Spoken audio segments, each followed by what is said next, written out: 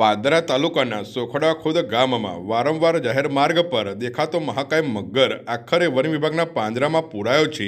મગરના કારણે સ્થાનિકોમાં ભયનો માહોલ સર્જાયો હતો।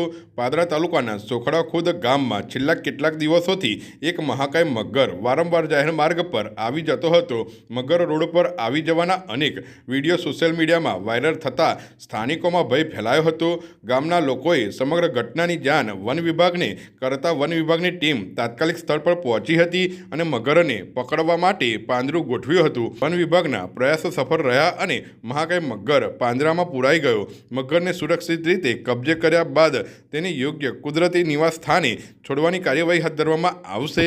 સ્થાનિકોએ સમયસર કાર્યવાહી કરવા બદલ વન વિભાગનો આભાર વ્યક્ત કર્યો છે। સોખડા ખુદ ગામમાં મહાકાય મગરના સફળ રેસ્ક્યુ બાદ સ્થાનિકોએ રાહતનો શ્વાસ લીધો છે।